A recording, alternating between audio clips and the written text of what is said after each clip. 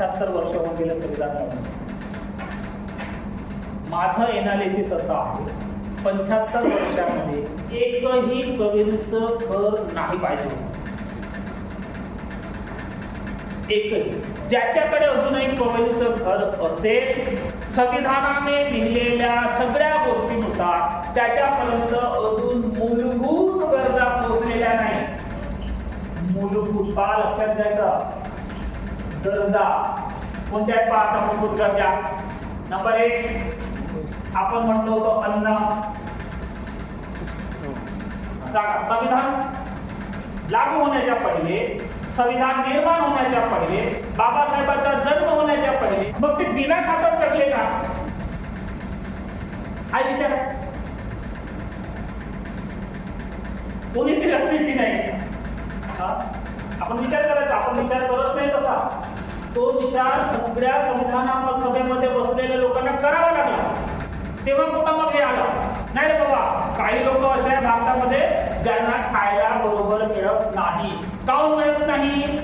तर ते सामान्य प्रवाहापासून खूपच दूर राहिले. काऊन दूर राहिले? सामाजिक व्यवस्था तशी निर्माण केलेली होती. कशी निर्माण केलेली होती? अन्न बी नाही मिळालं पाहिजे. कोणतं अन्न नाही मिळालं पाहिजे? पौष्टिक अन्न नाही मिळालं पाहिजे. काऊन? तर पौष्टिक अन्न खाला तर पैलवान होते आणि मग पौष्टिक नाही मिळालं पाहिजे. मग याच्यासाठी काय मिळालं पाहिजे? अशी व्यवस्था निर्माण केली की त्याला कुजलं भिजलं खाण्याची मजबुरी आली. चढलेलं पिळलेलं कोणीतरी केलेलं ते खराब झालेलं खाण्याची परमिशन आहे. तशी परिस्थिती आहे. ही परिस्थिती समाज व्यवस्थेमधून बदलावी लागेल आणि सगळ्या भारतीय नागरिकांना लक्षात घ्यायचं, नागरिकांना पोषक द्रव्य पोहोचलं पाहिजे. शरीराला वाढ होण्यासाठी ज्याची ज्याची गरज आहे तसं तसं अन्न पोहोचलं पाहिजे. म्हणून तुम्हाला चित्र दिसेल अंगणवाडीमध्ये काय येतं? काय मोठ्या काढला आम्ही मोठ्या काढले पॉकेटसाठी नाही. एवढं पुस्तक तर नाही हो. मग चिकी आली. चिकी म्हणजे चिकी ते पापडी शेंगदाणे असं तसं टाकले जाते वगैरे. काय शेंगदाण्यामध्ये काय त्या पोरामध्ये ते पण लोह आलं पाहिजे. का? हिमोग्लोबिन कमी आहे ना पोरांमध्ये. जन्म होतात कुपोषण. गर्भवती मायला खातच येत नाही बरोबर. कारण आमची अवस्था कशी आहे? शेतकऱ्याची संस्कृती आहे, काबाडकष्ट करणाऱ्याची संस्कृती आहे. आमचे लग्न जेव्हा होतात, शेतकऱ्याच्या घरचे लग्न कोणत्या महिन्यात होतात? कोण सांगेल? एप्रिल मे 2च महिन्यात भर राहते. हो की नाही? लग्न जर माझ्या पोराचं एप्रिल मे मध्ये जर झालेलं असेल तर त्या माझ्या पोरीची, माझ्या बहिणीची, माझ्या मायची गर्भधारणा सरासरी केवढ्या महिन्यात राहू शकते? तर जुलै ऑगस्ट.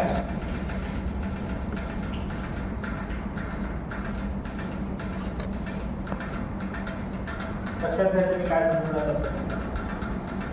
जुलै ऑगस्ट सरासरी आमच्या मायांच्या गर्भधारणेचा कालावधी. आणि याच महिन्यामध्ये श्रावण येते का? श्रावण महिन्यात काय राहते? उपास तपासतात. आणि म्हणून हे चित्र तुकडोजी महाराजांनी पाहिलं आणि त्यांनी भजनातून तुकडोजी केलं. अरे आमच्या गर्भवती मायला चिचेची कढी, आमच्या गर्भवती मायला चिचेची कढी आणि बामणाच्या मायला खाकाची कढी.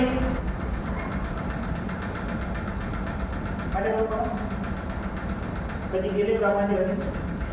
श्रावण महिन्यात एकही बाई उपाशी राहत नाही. विशेष सांगतो तुम्हाला, एकही बाई उपाशी राहत नाही. ते काय करतात? सकाळी उठल्याबरोबर काजू बदाम याचं त्याचं ते खीर बनवतात आणि खातात. आणि बाहेर सांगताना सांगतात माझा उपास. उपास कोणाला सांगतात? उपास कोणाला सांगतात? उपास कोणाला सांगत आहे? तिथं त्याचं अशा घटकाला उपास म्हणून सांगत होते जो काबाड कष्ट करणारा वर्ग होता, तो शेतात मग तो पाटील जरी असेल, या सावकारातला सावकार सर्वे करा, त्याच्या घरी विचारा तुझी सुनबाई काजू बदाम किसी खारक खाते, एकही सापडणार. मग तुकडोजी महाराज त्यांनी बदल केलं. आज त्या सृष्टीचा अभ्यास केल्यानंतर आधुनिकतेमध्ये अन्न मिळालं पाहिजे ना, म्हणून अंगणवाडीमध्ये गर्भवती मायाची आता आशा काय असते, अंगणवाडी जायचे सर्वे करून येतात, पाहत नाही जागृत कोणती आहे असं म्हणते का? पाटीलच्या घरचे राहू तुझ्या घरी सगळं आहे असं म्हणते नाही, घेऊनच नेते. त्याच्यासाठी सरकार पाठवते, कारण पाटील जरी असेल तरी त्याच्या घरी पौष्टिक मिळते असं नाही आहे समाज व्यवस्था. आणि म्हणून संविधानामध्ये आला माणसाची मूलभूत गरज कोणती आहे, अन्न, तर त्याला पौष्टिक अन्न मिळालं पाहिजे, त्याच्यासाठी संविधान हे मूलभूत गरज पहिली. दुसरं आहे निवारा, मूलभूत गरज घर पाहिजे, निवारा म्हणजे आश्रय पाहिजे राहण्यासाठी, उन्हापासून संरक्षण झालं पाहिजे, पावसापासून संरक्षण झालं पाहिजे, थंडीपासून संरक्षण झालं पाहिजे, वीज पडते त्याच्यापासून संरक्षण झालं पाहिजे, हिंस्र प्राणी येतात त्याच्यापासून संरक्षण झालं पाहिजे, म्हणून निवारा पाहिजे. तर निवारा कसा पाहिजे? पक्का पाहिजे, कच्चा नाही, पक्का. पक्क्या घराची संकल्पना काय आहे? कॉन्क्रीट सिमेंटच पाहिजे, कवेरीचं मातीचं नाही जमत, टिनाचं बी नाही जमत, कॉन्क्रीटच पक्क पाहिजे. म्हणून निवारा. आता थोडासा विचार करायचा आहे, समजा घरकुल नावाची योजना नसती, किती घर प्राप्त झाले असते असं वाटते? 10% नाही झाले. जेव्हा आपण जातो ना प्रत्यक्ष पाहायला, आपण म्हणून टाकतो 10% सुद्धा स्लॅबचे नसते. ज्यांचे जुने वाडे होते ना कवलीचे, ते पडाले आले. तर संविधानानं असं नाही म्हटलं की जीपीएल वाल्याला बाबून द्या. त्यांनी काय म्हटलं? ज्याचे कच्चे घर आहेत त्याचे पक्के झालं पाहिजे, हे लक्षात घ्या. ज्याचे कच्चे, आणि ते कुठून झालं पाहिजे? सगळं सरकारी पैशातून ज्याचे ऐवत नाही ना त्याला ते पोचलंच पाहिजे. म्हणून घरकुल नावाचं, मग ते राजकीय दृष्ट्या ते फायदा त्याच्या बाजूला जाऊ द्या, तुम्हाला संविधान सांगा. 2 गोष्टी पोहोचल्या पाहिजे. तिसरी गोष्ट आहे वस्त्र. वस्त्र म्हणजे काय? कपडे, है ना. आता विचार करायचा, तोही फुल टाकतो. तुम्ही बिरसा मुंडाचा फोटो पाहिले का? समजते म्हणून सांगतो, पटकन नाही का, आपण बिरसा मुंडाचा स्टॅच्यू, बिरसा मुंडाचा असं पाहिलं ना, पहा बरं त्याच्या कपडे कोणते कोणते आहेत? धोतर आणि फेटा आहे ना. ज्या माणसाला फेटा पाडण्याचा कपडा घेण्याची ऍबिलिटी त्याला शर्ट नाही शिकत का?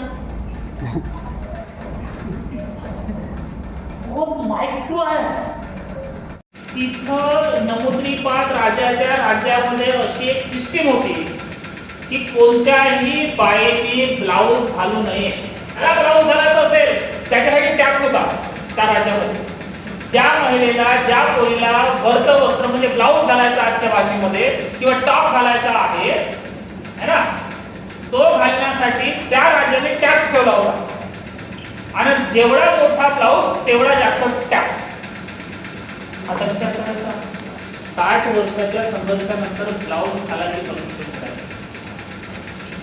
आता तिकडला जेव्हा मी इतिहास वाचला तेव्हा असा फिरत आलो, मग असा दक्षिण मधून असा फिरत, तर गडचिरोली जिल्ह्यामध्ये आजही काही दुर्गम भागामध्ये ब्लाऊज घालत नाही, आहे की नाही? म्हणजे त्या बाईला लुगडं घेण्याचा पैसा आहे, ब्लाऊजचा नाही पैसा. आपण विचार करायचा आपण, कारण हे सिस्टीम तुम्हाला संविधानापर्यंत आणतोय. कारण संविधान सभेमध्ये सगळ्या समाजशास्त्रज्ञांनी तो विचार केलेला, म्हणून वस्त्र मिळालेलं पाहिजे प्रत्येकाला. कशाचं? सन्मानाचं. ज्याची इच्छा जशी आहे तसं वस्त्र मिळाला पाहिजे. पुन्हा एक दुसरं उदाहरण सांगतो. तुमच्या आजोबाच्या काळात जा, आजीच्या काळात जा, आमच्या आजी आजोबांनी नवीन दुकानातून घेऊन आणलं धोतर आणि लुगडं, तर तसंच्या तसं घातलं असं झालंच नाही. पहिले धुवायला टाकायचं. तुम्हाला आठवत असेल तर पाहायचं, नाही तर पाहायचं विचार. कारण ती जी सिस्टीम आहे, ती जी प्रथा आहे, ती जी परंपरा आहे, तो जो रीतिरिवाज आहे समाजामध्ये आलेला, तो संविधानापर्यंत घेऊन येतो.